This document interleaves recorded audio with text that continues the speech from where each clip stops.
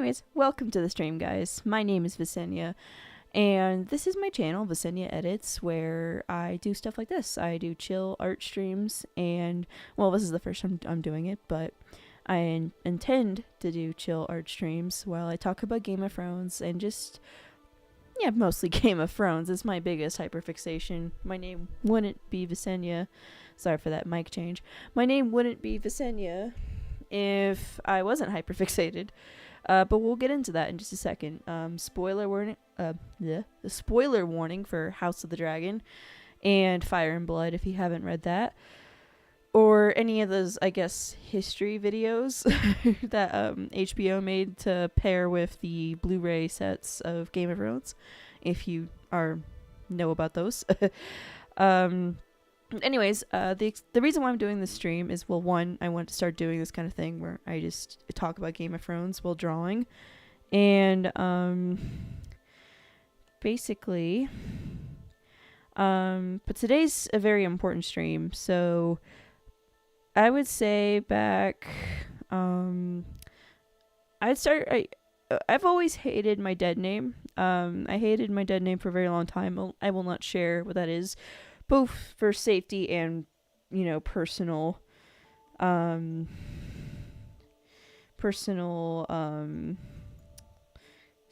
just, it's just a bit personal, is what I was trying to get at. But yeah, like, I always hated my dead name, and it's mostly because my dead name had no power to it. My dead name just was a name my parents gave me that I despised. Over the years, parents and teachers and XYZ would just be really snarky with the way they'd say my dead name, and over time I just kind of grew to hate it. By the way, I'm going to try to draw Vhagar as how I would see Vhagar, because we're talking about Visenya, and if I'm quite frankly honest, I don't like how Vhagar looks in House of the Dragon, but maybe we'll talk about that today, maybe we won't. But, yeah, so I didn't like my name, but I got into Game of Thrones back when I was 16, and I had only watched the show at the time. I didn't really get into the lore side of things until, like, I'd want to say, like, maybe, like, 2-3 years ago. But yeah, so I came across Visenya Targaryen, the warrior queen who was married to Aegon the Conqueror, and sister to Rhaenys, his other wife. Yeah, it's kind of gross. Yeah, that's not the reason I named myself after her. But, she was just really cool, and I don't know why. I know why. I had no freedom or agency as a kid, and I don't know, especially, I know she's evil or whatever, and she's implied to be evil and stuff in the books, but like, I wanted to be like her. Like, to be fair, when I discovered Visenya Targaryen, I had a very limited knowledge of who she was and, like, her implications in the books. But, this is a very weird drawing. My art might kind of suck the first few streams because I'm trying to learn to talk, stream, and draw at the same time, so bear with me. My art's gonna be a little wonky, but yeah, like, I just wanted a name that made me feel like I had power and agency, and just something about the name Visenya, even in itself, without any kind of information, just felt powerful to me. I felt pride taking that name when I first started going by it. I won't go into too much detail, but I cut off my parents February of last year, and I started going by Visenya after that, because that's part of the reason why I cut them off. Is they just, I won't tell you everything, but they just weren't great people, and so, that I didn't cut them off solely so I could go by Visenya. That'd be kind of silly. But they also just weren't. I had brought up the idea of a name change before, because I had never liked my dead name. It just wasn't me. And, they were really mean about it. They were hateful. They were like, I don't want to go into too many details, but they were just not supportive of it. So after I cut them off, I started going by Visenya. And the rest is history. And the significance of the stream is about a year ago, around this time. I forget the exact date because I have the memory of Chicken Nugget. It's weird. I can remember the entire Targaryen dynasty, but I can't remember when I got my name change or when my milk in the fridge is about to expire. ADHD is fun. But like, yeah, like let me put this foot a bit back. Yeah. My name got changed last year. It's been a year now since my name's been officially Visenya, so my name on YouTube isn't just a cool Game of Thrones reference. It's my actual name, and I know that's kind of silly because a lot of people hate the idea of naming kids after book characters, but I don't quite frankly care, Plus, I wasn't naming my kids, though I kind of like the idea of giving some Valyrian names to my kids, not because of the characters directly, but because Valyrian names are just kind of pretty, for girls at least. And it'd be kind of cool, Visenya, Reyna, whatever. I'm nerding out, I guess, but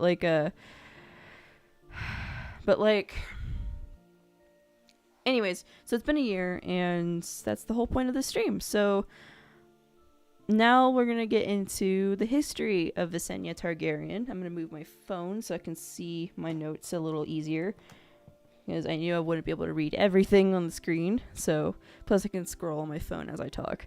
So, anyways, Visenya Targaryen was born on Dragonstone, as most Targaryens, especially in this time of history, were. Visenya Targaryen was born to Lord Aerion Targaryen and Lady Velena Valerion. And as you know, the Valerions are a family in the House of the Dragon who are also of a Valyrian descent. And she was born in 29 BC. BC meaning before conquest, for those of you who do not know that. Did I say do not know that? Do not know that. She was the eldest of 3 children, those children being the 3 heads of the dragon, Aegon, Visenya, and Rhaenys.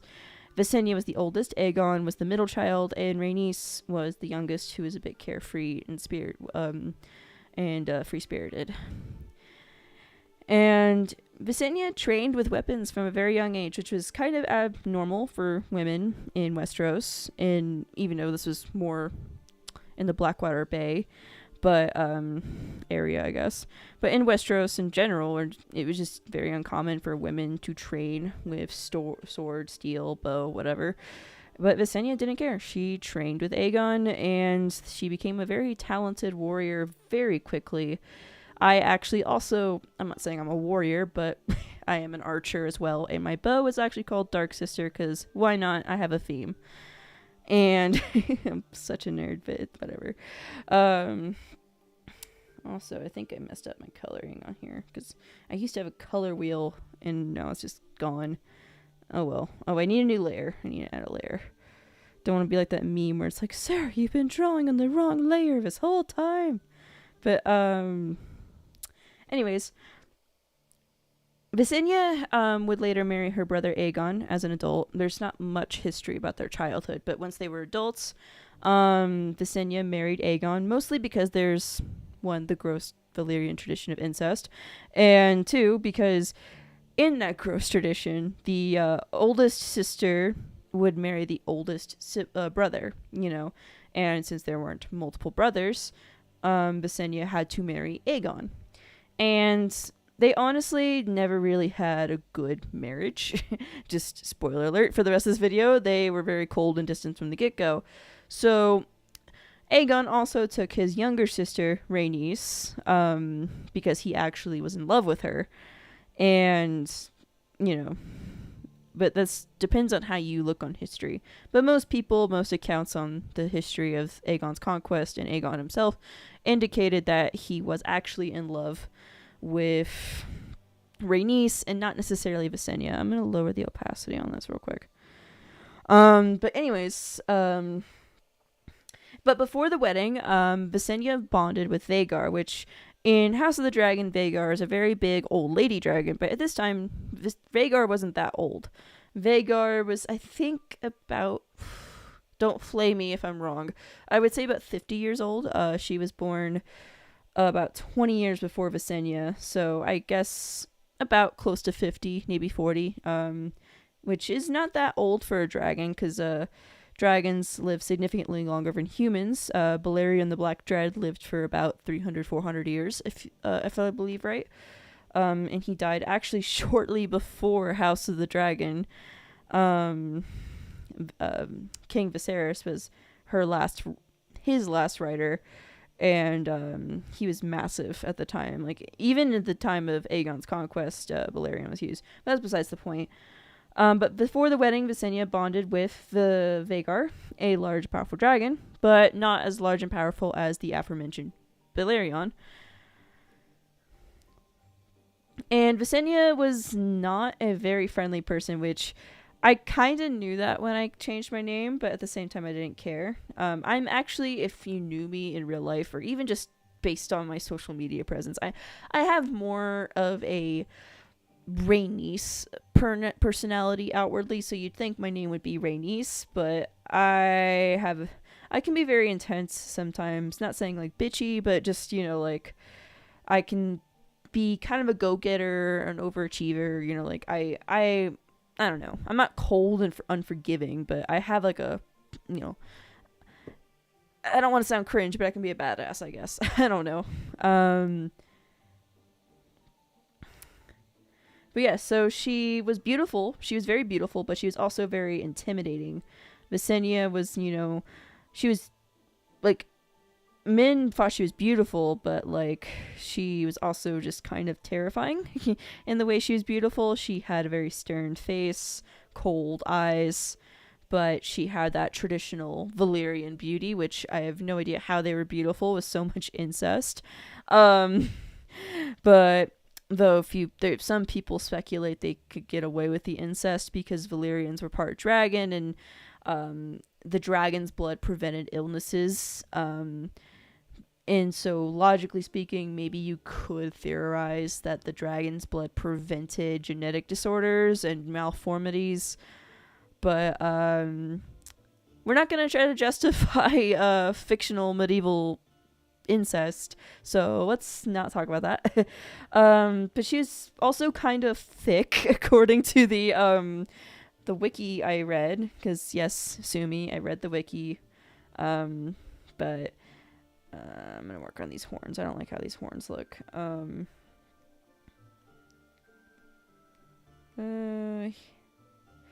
But like oh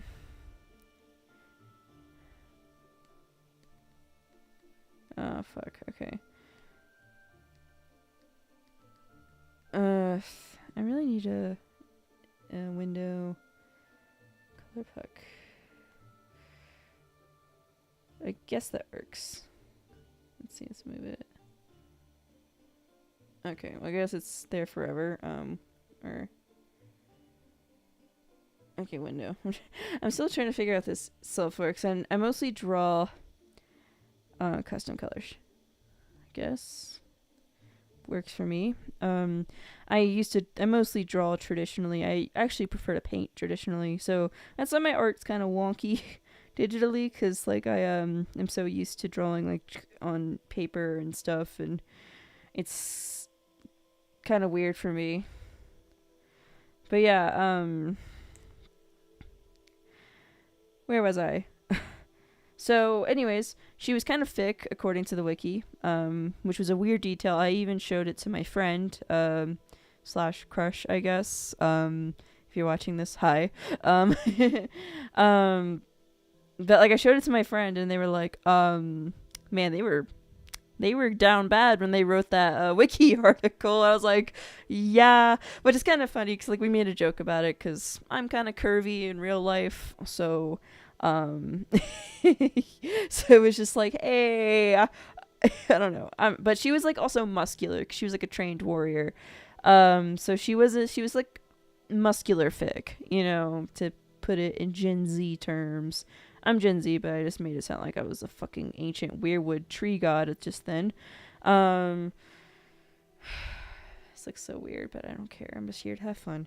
I'm gonna add like a fucking feather-like texture to her, because I think it's kind of interesting to have like, because like the whole theory that like, it's not really theory, it's fucking fact that like dinosaurs, the descendants or ancestors of birds. So like, maybe dragons have sometimes like feather like qualities. I think this might be in the books of some dragons. I'm not entirely sure. I'm a nerd, but I don't know the exact details of every single dragon that's ever existed in Game of Thrones, but or the Song of Ice and Fire, a collective history. Um, but yeah, she would often have her Valyrian pale hair, pale silver blonde hair, tied back in little ringlets, with like rings. That's how it described it in the wiki. So I'm assuming they had little metal rings instead of like hair ties back then, of course. So her hair is pulled back in little ringlets, or not ringlets. I forget what hairstyles are called sometimes. But she wielded the Valyrian steel sword, Dark Sister, which is kind of an on the nose name. Dark Sister, the edgy Dark Sister, has a sword called Dark Sister. I should probably mute my desktop audio. Okay, it's fine. I can just do it right here.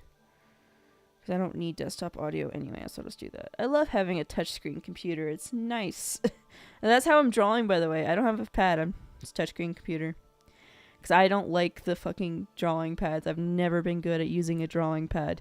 But anyways, she uses Dark Sister, which is the sword that, spoiler alert, Daemon Targaryen wields in House of the Dragon, which is a Valyrian steel sword. Yeah, I don't know where it came from before that, but it's an ancestral Targaryen sword. And she was also a very talented swordsman, which is very shocking to a lot of people because, ew, a woman can swing a sword good. But but yeah, she was really good with a sword or any weapon, honestly. But she was a really good swordsman. Like, some speculated she was better than Aegon, at least in terms of speed. We'll get to that later. But I don't know. It just depends on who you ask in the fan base, I guess. Or what source you read or view. Because sometimes, like, the lore and histories videos that you see on YouTube that talk about Aegon's conquest and stuff don't use the same exact information as Fire and Blood. So it's kind of, do you want to believe? Some people think that those are show canon. Some people think they're book canon. Depends on who you ask. But I don't know. Some people thought she was just a damn good swordsman. Maybe even better than Aegon. But again, this is from 300 years before the Game of Thrones series, and it's a fake history book. So we're gonna do the best we can with what information we have. So, anyways. At the very beginning of Aegon's conquest, they basically all landed at the mouth of the Blackwater Rush, which is what would become King's Landing. And they said, Aegon was like, hey, go get all the fucking kingdoms and stuff nearby, like the local villages and stuff, to submit and swear fealty to us. That way they could have like a starting point. Maybe don't go after the Tullys and stuff. Tullys weren't a thing yet.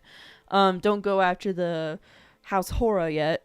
Go after like the small houses, because it's easier to take them down if we have an army. So that's what they did, because they had an army, but just the Dragonstone army. They didn't have a Westerosi strong army, so they needed to like get people to swear to their side.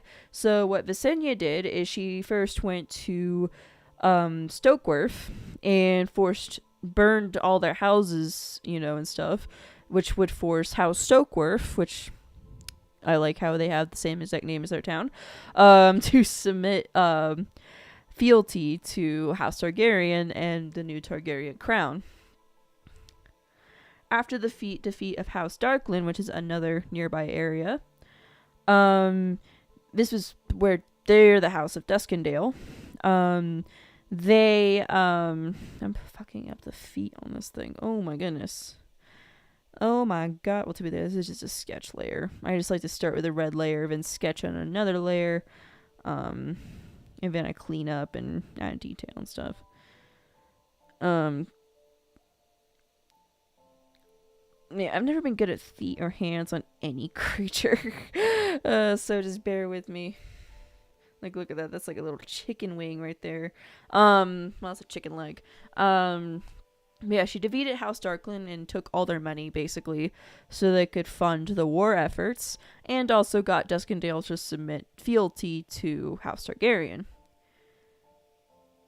After the submission of what would become the Crown Lands, Aegon was crowned king in a coronation with all the nearby lords, from the small lords, coming to see it. Visenya, Visenya crowned Aegon with the Valyrian steel circlet that with rubies in it that you see in House of the Dragon, which, spoiler alert, Aegon the Second, which is also known as Aegon the Elder, gets crowned in episode 9 of House of the Dragon. So it's the same crown, and while she did that, Rhaenys hailed him as the new king of Westeros and the king of the Seven Kingdoms. Which they'd only conquer 6, but whatever.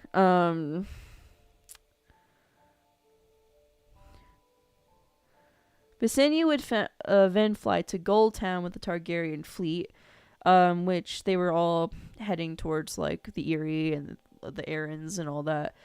And the Arryn fleet started sinking Targaryen ships.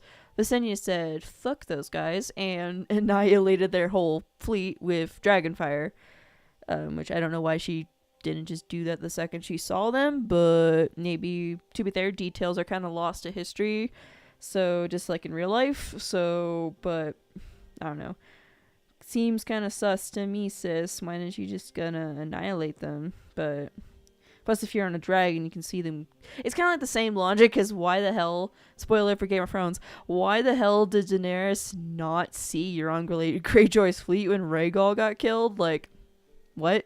You're on a dragon, which is, it's probably not plane heights in terms of being up in the air, but it's probably about halfway, you know? So she could probably, either of them could have seen those fleet of shit. That's, sorry, nerd rage moment.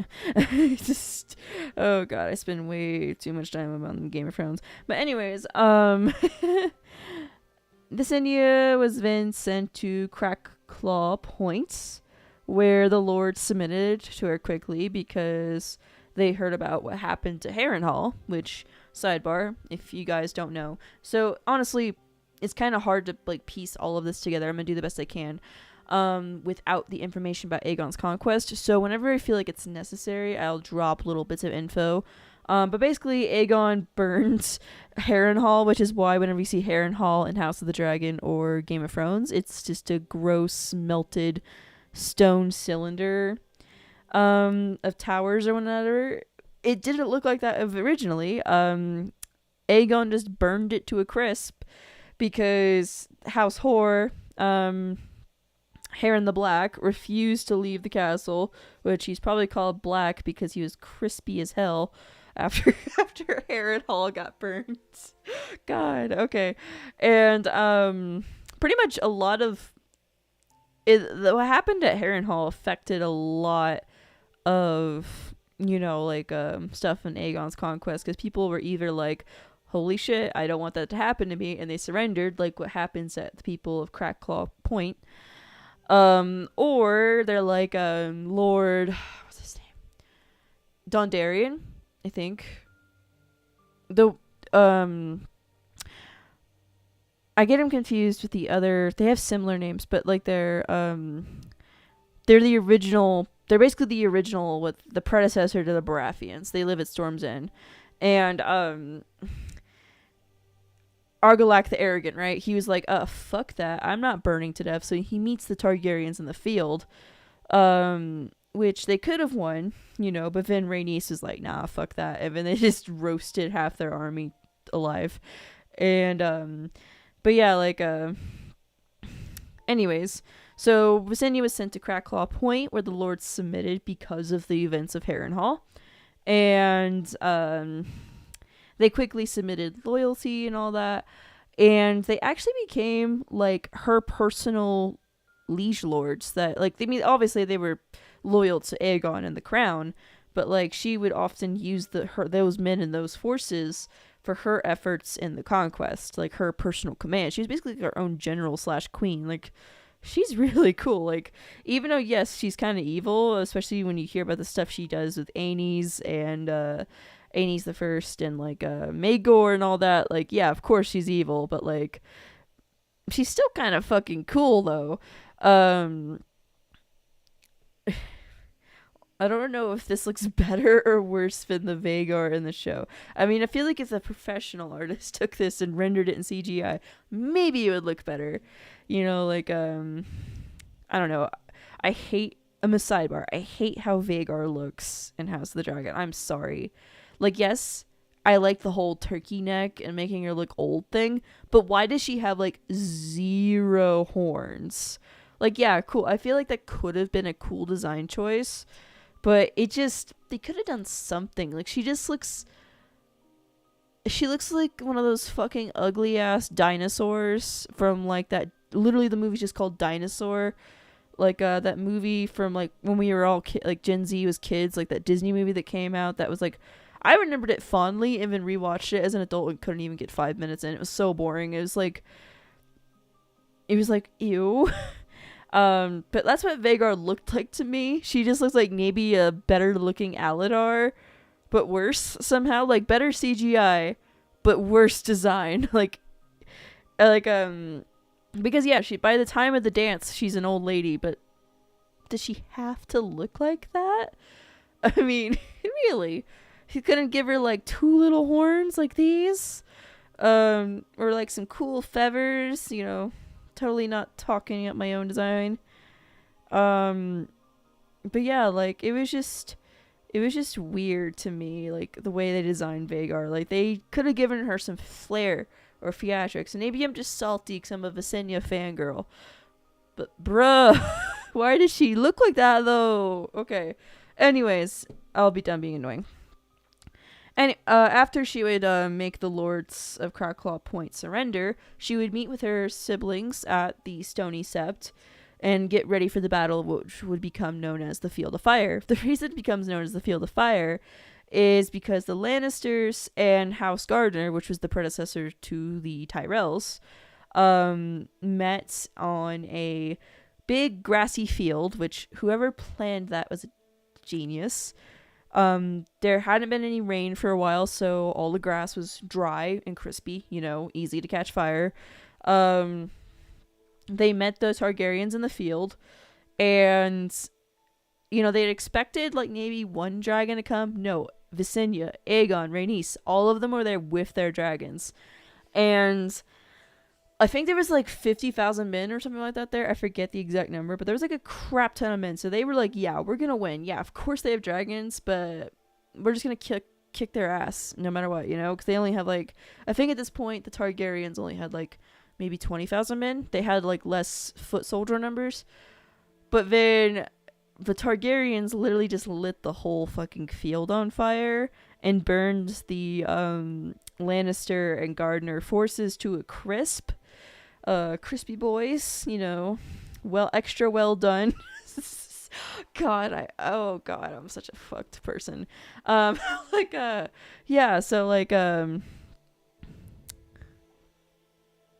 yeah, so anyways, Visenya was there at that, obviously, with Vagar, and the Lannisters submitted. The Gardeners might have surrendered, but they were just dead. They completely were wiped out, and the Tyrells, which were stewards of the Gardeners, submitted Highgarden to the Targaryens, right? And they became the Lords of Highgarden, which is a big fucking deal because Highgarden is, in Game of Thrones, they're the richest house because the gold mines of the Lannisters have dried up, but at the time of Aegon's conquest, they're the second richest. So that's like a huge power play, and they feed the entire country, basically. But yeah, so yeah. But during this battle, Visenya actually would take an arrow in her arm, but being the bad bitch she is, she quickly recovers and doesn't have to. And comes back into the fray with Aegon and Rhaenys. And then they go to they go to the trying to remember. They go to the Trident, where the Stark forces of the North have come to fight with the Targaryens. But Torrhen Stark sees the dragons, and this is right after the Field of Fire. And he's like, do I want to fight for my honor and dignity, or do I want to submit defeat and save the lives of thousands of men, my Northerners? And being this honorable Stark he is, he bends the knee and saves the lives of all his men. And he surrenders his crown and his sword, which Aegon gets his sword back, I think, to Aegon as a sworn fealty. He keeps the crown, but because I think he surrenders ice to him as a show of my sword is yours kind of thing. But obviously he keeps ice because Ned Stark has ice at the beginning of Game of Thrones. I think I might do this with the wings. I don't know. I'm not the best at drawing. I mean, I'm good at painting and like abstract stuff, but like actual trying to like realism stuff, I'm like, eh. But who knows? It can be just a fun sketch. Anyways, so that's what happens at the Trident with the Starks. Visenya was there for that, just so you know. And after the surrender of House Stark, Visenya flew to the Eyrie, which is where the legendary event happens, where, the Eyrie, the whole give me 10 good men and I'll impregnate the bitch thing comes from, because you're not supposed to be able to get into the Eyrie. It had never been sacked or taken over by anybody, because you'd have to get through the Bloody Gate, right? Which they have like fortified with archers and stuff. And no one's ever gotten through the Bloody Gate to begin with, let alone the Eyrie itself.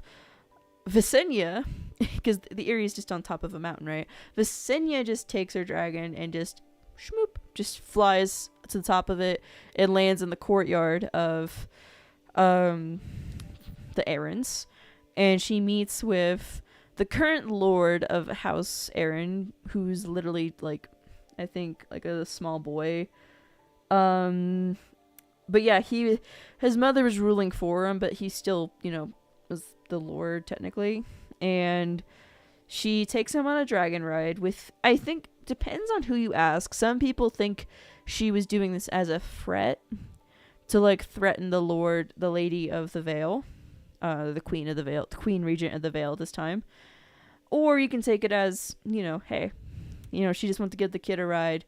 Maybe show him, hey, the dragons aren't that bad. But knowing Visenya, this is probably a threat to the Lady of the Vale. And when she came down from the skies with the Lord Ronald Arryn, Lady of the Vale surrendered the crown of the Vale and all the swords of her guardsmen.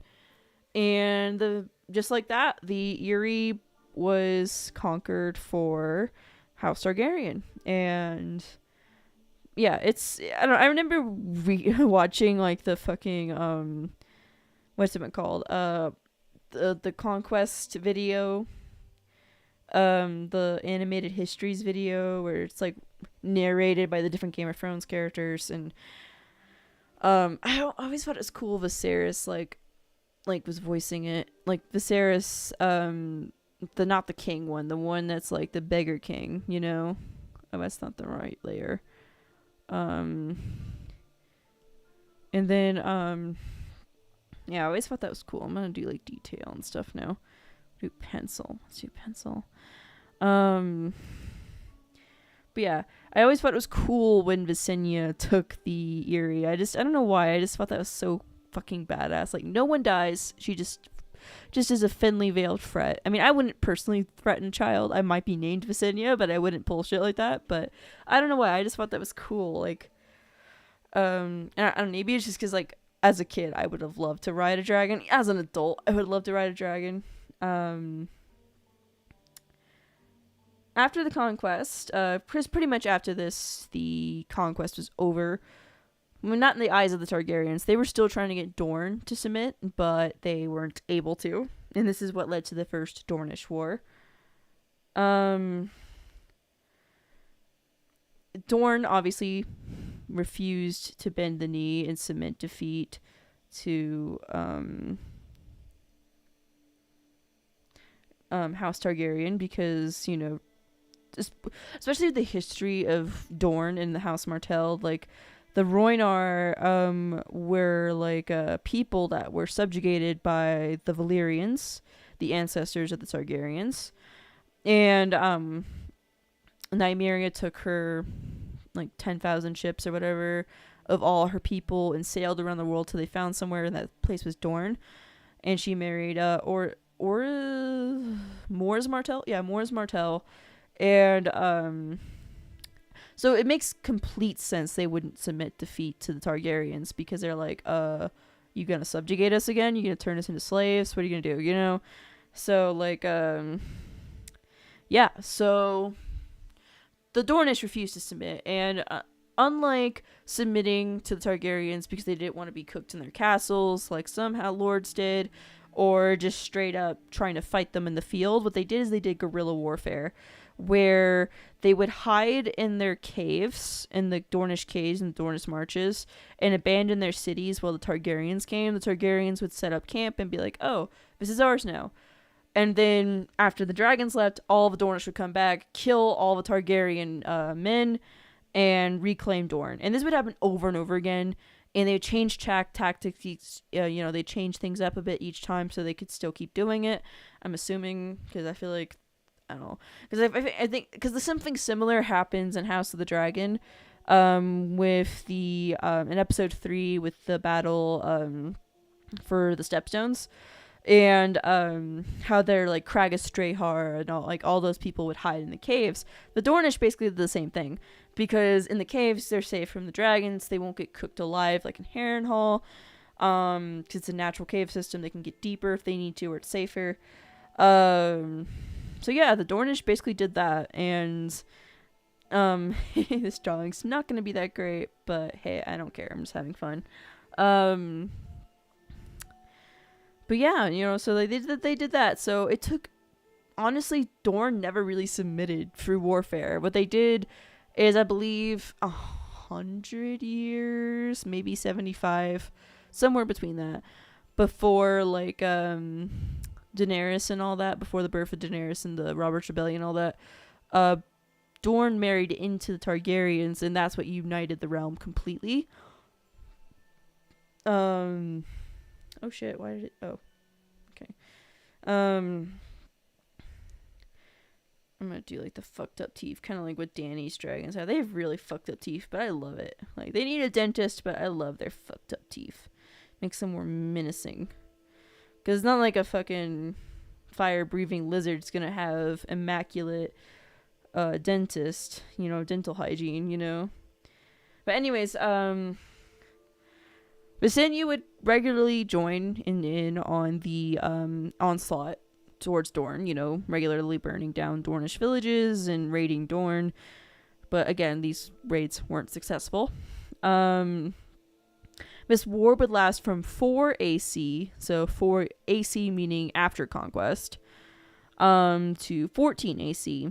In 10 AC, Rhaenys Targaryen was trying to conquer Dorne by herself, I think. And she was in Sunspear, I believe. I might be wrong on that. And she was shot down with a scorpion bolt. Because I think the Dornish invented like the scorpion bolt thing. Which I'm surprised that wasn't spread around sooner. But, well, I guess it kind of makes sense. But I won't get into another ramble. But, I'm spacing out. But yeah, Rhaenys was shot down. A scorpion bolt went through the eye of her dragon Meraxes. And yeah, they were killed. Though some fans speculate, especially with the letter, I think it's Daria Martell. Let me scroll my notes. I think it's in here somewhere. Yep, Daria Martell. And when Daria Martell comes to King's Landing to discuss, or Dragonstone, I think, to discuss peace with Aegon, she brings a note. Kind of like similar to the whole pink letter thing. It's like a dramatic note. but this one you don't know the contents of. And it's highly speculated it has something to do with Rhaenys and her still being alive. And that's why he surrenders to Dorne, so Rhaenys won't be tortured anymore, because it's highly speculated that the Martells and Dorne were torturing Rhaenys this whole time. And yeah, so, but we never know for sure, and Rhaenys is never recovered or retrieved from Dorne, so it's just a fan theory, but it is speculated that, yeah, Rhaenys is being tortured, unfortunately, because well, yes, she was a Targaryen, fire and blood and all that. She was known to be a sweet-natured person and, really soft, you know, but, like, yeah, so... But anyways, Rhaenys was shot down from the sky, and Aegon and Visenya didn't fucking like that, especially Aegon, because he was in love with Rhaenys. So they took their dragons, Vhagar and Balerion, and set the Tornish ablaze. They destroyed pretty much every city except for Sunspear and... What was the other city? I can't remember the other city, but they basically set every city besides Sunspear ablaze. Like, just nuked the whole fucking country. Because they killed Rhaenys. Likely there weren't too many people in the cities, but there were probably definitely still some casualties. Or at the very least, an ungodly amount of property and crop damage, which is a big deal in Dorne. It's like a big desert, you know? But yeah, the death of Rhaenys shattered the health of Visenya's nephew, Prince Aenys, which was the only heir Aegon had at the time. And because of this, like, I think, yeah, Aenys, like, he, like, regressed after, he was, like, 3 years old, he's, like, a toddler. He regressed immensely after the death of his mother. Like, he started crawling, he wouldn't speak as much, he would just be nonsense. And a lot of people were like, I don't think we want that to be king, which he's a toddler who just lost his mom, chill the fuck out. But it's also, some people speculated that Rhaenys had been cheating on Aegon with the singers and stuff she entertained. But they were basically telling Aegon because Visenya had yet to give him any children. And some people speculate this is because they just didn't have sex. You know, maybe once to consummate the marriage or whatever. But they just didn't really have sex. And so obviously Visenya wasn't going to get pregnant. But then pretty much all of a sudden Visenya gets pregnant. And some people speculate that this was done through black magic or something. Because Visenya was highly speculated both by maesters and sources from the time in the books and by fans in the real world that she did sorcery, you know, and poisons and blood magic and all that stuff. So it's speculated that Maegor was not a natural birth, that he was, you know, like witchcraft, which would explain his unnatural size at birth and like his like inhuman strength. Like he was like a very strong warrior and his like a broken brain, like he was like horribly violent. But anyways, that's besides the point. So, you know, to prevent the lords of Westeros convincing Aegon to pass Visenya over, which he wasn't entertaining the idea anyway because he didn't want to replace Rhaenys, Visenya got herself pregnant, probably with blood magic, and Maegor was born a year later in 11 AC, or in 12 AC. Visenya would also protect her brother from assassins quite regularly. She would basically, this was before the Kingsguard was ever made. So Visenya was like she protected Aegon from an assassin twice from like Dorne, I believe. And she got kind of sick of it and took out her sword while her and Aegon were in a room alone and sliced his cheek before his guards could do anything to prove a point that his guards were lazy and useless. And so this led to the Kingsguard being created, and she picked the Kingsguard herself, like she picked them. I don't think any of the Song of Ice and Fire dragons have feathers, but I guess Vhagar has feathers. Or it doesn't even have to be Vhagar, it could just be a drawing. We're just here to have fun, But anyways, in 13 AC, like I mentioned earlier, Princess Daria Martell from Dorne came to discuss peace terms with the Targaryen crown. A ceasefire, not necessarily a surrender. She brought the Skull of Meraxes, which Visenya did not take well, which I personally wouldn't take that well either. It's like, oh, here's a trophy of the dragon we killed that, oh, by the way, killed your queen.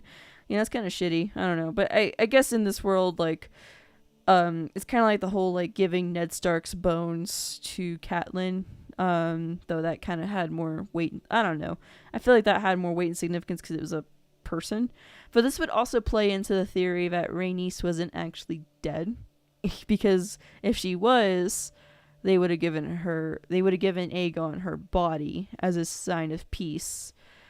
But honestly, that kind of might have also pissed Aegon off. I would have. But like, Visenya did not take that well. But Aegon did make peace with Dorne because they were kind of sick of the cost of war and constantly going to Dorne and nothing happening. So they just, for now, ended the First Dornish War. Visenya raised her son Maegor on Dragonstone and gifted him the Valyrian steel sword Dark Sister on his 13th name day. And Visenya would actually try to betroth her son Maegor with her grandniece, Aenys the Thirst's daughter, Princess Rhaena, to settle a potential succession crisis, because there was already like people not wanting to support Aenys the First's claim, and Visenya was pushing heavily for like Maegor to like be in line for the throne. But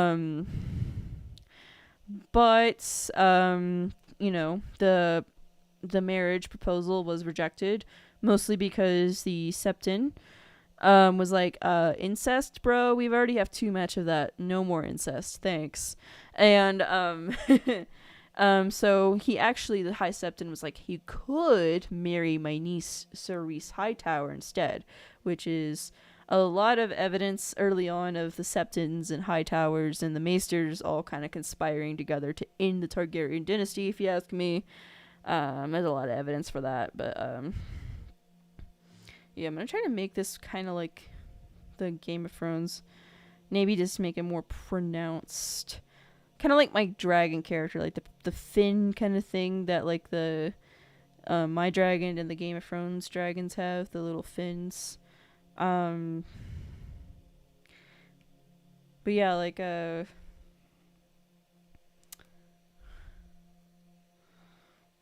but yeah, honestly, imagining Vhagar being kind of wild and untamed would, I mean, if you look at her writers were Visenya, Balon, I believe, and then Laena Velaryon, and then Aemon Targaryen.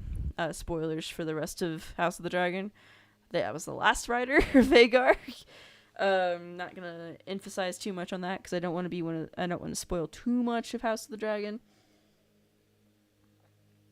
Honestly, I wish I'd gone into House of the Dragon blind, but even as a nerd, a show fan, book fan nerd, I still get lots of enjoyment out of House of the Dragon. Like the little details that like if you watch them the first time and you're not a book fan or just a nerd, if you didn't know those details, you'd be like, huh, that's weird. Kind of like Helena's prophecies, but as someone that knows what they mean, I'm like, oh shit. I don't know. Visenya and Aegon the First, Aegon the Conqueror, were always kind of cold and distant, as I mentioned earlier. They had a very cold marriage, and honestly, Um, he would leave her in King's Landing to manage the construction of the Red Keep. And it's mostly theorized by pretty much everybody that he just did this because he was so sick of her shit. He was like, just fucking manage the Red Keep. Please leave me alone. And then he ruled from Dragonstone. Because he literally just could not deal with her Dragonstone because she was just so type A and so bitchy that he was just like, please leave me alone. Aegon would die in 37 AC. Visenya and Maegor were present at the funeral and coronation of Aegon's funeral and the coronation of Aenys I. Aenys actually gifted Blackfyre, the sword of Aegon the Conqueror, to Maegor, saying Maegor was better suited for the blade. However, Visenya was like, sus fam. Does that mean you're not a good king? I think it means you're not a good king. And was trying to vouch for, again, Maegor to be king. And, everyone just kind of ignored her shit. But some people were like, maybe she's right. Which, those people were dumb, because if you know what Maegor did, yeah, I mean, he at least saved the Targaryen dynasty, but he was kind of a monster, you know? In 39 AC, Maegor took a second wife, and Visenya actually officiated the wedding and did a Valyrian-style wedding, similar to the one you see in House of the Dragon with Daemon and Rhaenyra with the blood and the weird clothes and stuff, which I thought was so cool as a fucking dragon rider nerd and stuff. That's the reason why I like Valyrians, not the weird shit. I just like the dragons. You know, note it here. But basically, the wedding caused Maegor to be sent to exile because the Aenys took pretty much whatever the Septon and all that would say into heart. Like, if the High Septon was like, I'm gonna make sure the Targaryens don't get to rule if you don't do this, Aenys would be like, okay, and then, like, do it. So Aenys confronted Maegor. Maegor refused to put aside his second wife, and he was sent into exile with his second wife, I believe. I'm not sure if Cerise Hightower joined him. Visenya was present at her grandniece and grandnephew's wedding. Gross. Prince Aegon and Prince Rhaena got married. And at the wedding, Aenys, shortly after the exile of Maegor, announced that Aegon would be the new Prince of Dragonstone.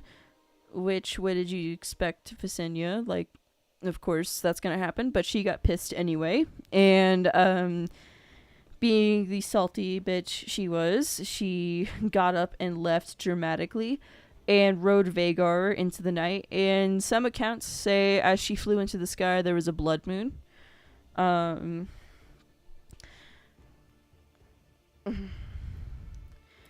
During the first Faith Militant Uprising, during the reign of King Aenys, obviously, Visenya would counsel Aenys to just burn the fucking sept to the ground, which kind of obvious right there. But Aenys, you know, being kind of the spineless king he was like, no thank you, and just literally just fled King's Landing with his family because assassins were breaking into his mansion trying to kill him. But quickly after they fled to Dragonstone, the Aenys fell sick, which some people speculate he got sick because Visenya was poisoning him, or it could have been stress or both. And Visenya, she weirdly enough took care of Aenys after their horrible strained relationship. She took care of him in his illness, which was sus. And yeah, so she basically took care of him, and he got better for a few days and then just randomly died, which I think was he actually started healing from the poison, and then he was like, oh shit, if it just gave him something stronger, but he just died. But you know, take what you will from that. And literally right after he was buried, his ashes were burned and all that and buried, she literally got on a dragon, flew to Pentos, and went to get Maegor instead of succeeding the crown to her nephew or grandnephew, who was the rightful heir to the Iron Throne. She went and got Maegor and his paramours and wives and shit, and they usurped the throne. They usurped the throne, which actually Maegor went and, basically just burned, or just kind of like what happens, spoiler alert, for the end of House of the Dragon, where Vhagar and Aemond just kind of chomp Lucerys, I believe. I always get Jacaerys and Lucerys confused, but basically same thing happened, but with Maegor and Balerion and Aegon the Uncrowned and Quicksilver. And basically after that, Maegor just owned the throne, because I don't think at the time, maybe he did already have some male heirs, but yeah, no one wanted a literal toddler to be king of the Seven Kingdoms, so everyone was like, okay, I guess Maegor gets to be king now. But that was part of that was because of Visenya's help. She used Vhagar. She, rallied men to their cause, But Maegor became the ruler of Westeros, and the six kingdoms, and but yeah, Visenya would burn castles of those who refused to obey the new king, and she actually would tell Maegor to spare the lives of highborn rebels, just so they wouldn't alienate themselves entirely from Westeros. But yeah, and she actually made a proclamation to the court that if anyone did not support the claim of Maegor, they could fight him in a trial by combat, which led to Maegor which is an infamous trial by 7, which is 7 knights versus 7 knights, or whoever wants to fight, I guess. And whoever's the survivor wins. Which is just like the fucking ultra metal version of a trial by combat. And Maegor was the only survivor of the people who actually challenged him to it. But in 44 AC, Visenya, who had seemed kind of energetic and lively the year before, started to just deteriorate.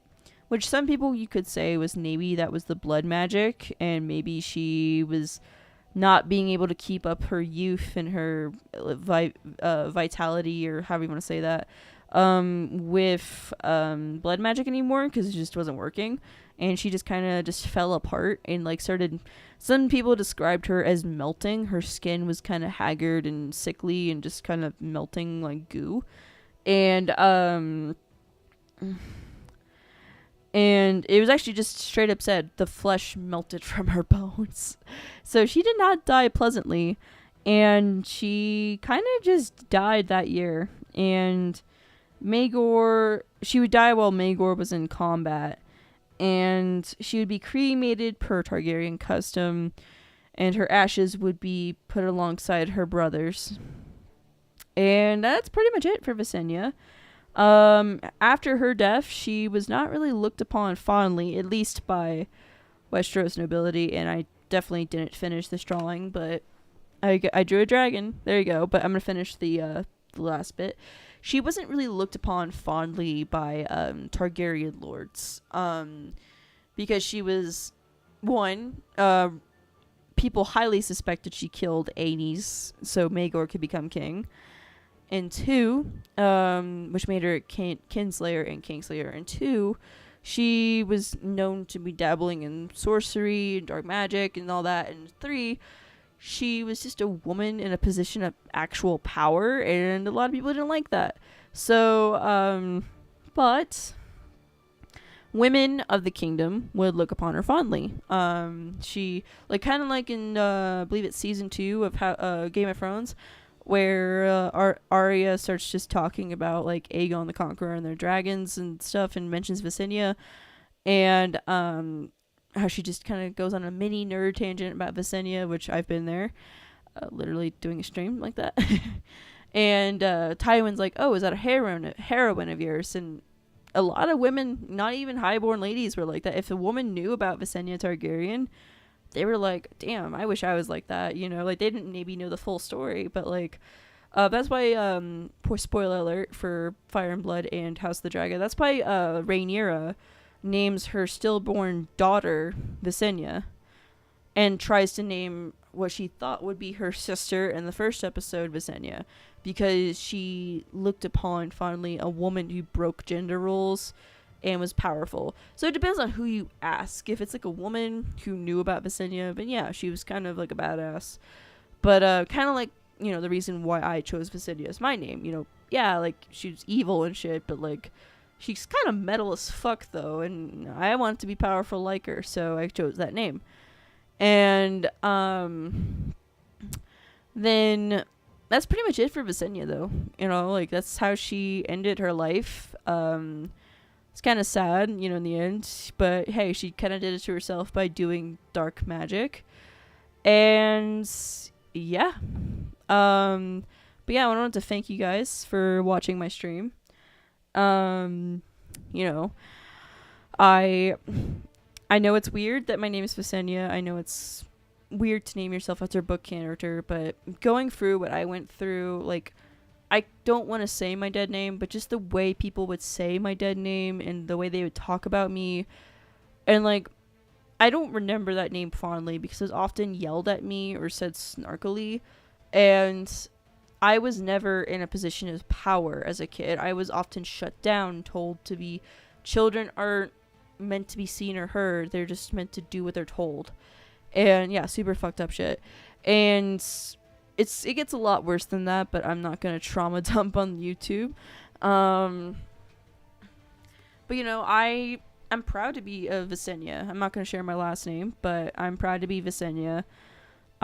Despite how evil she actually is, the character, but I just maybe like to think of it as I'm just the nerdy, good ending of Visenya.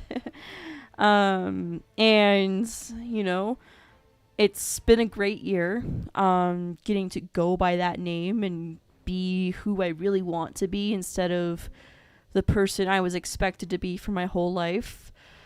And it's so surreal, you know.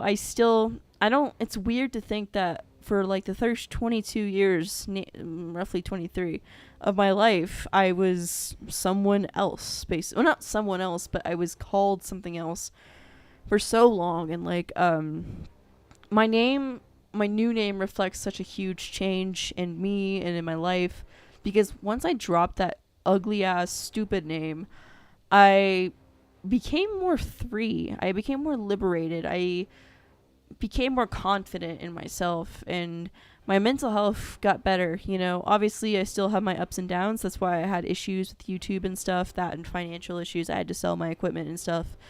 And just motivating myself to edit PNG characters for a 30-minute video can get very exhausting, so that's why I'm switching everything to streams with a looped character animation. I know it's kind of lazy and lame or whatever, but you know, like, I don't know, I just want to be able to still create and talk about Game of Thrones. So but yeah, I'm happy to be who I am, and thank you for watching. Thank you for listening to not only my story, but the story of Visenya Targaryen and my little nerdy rambles and stuff like that. But yeah, I hope if you saw this, you liked the channel and stuff, you gave it a like and subscribe. You know, the same old YouTuber spiel, I mean. And I hope you have a good one.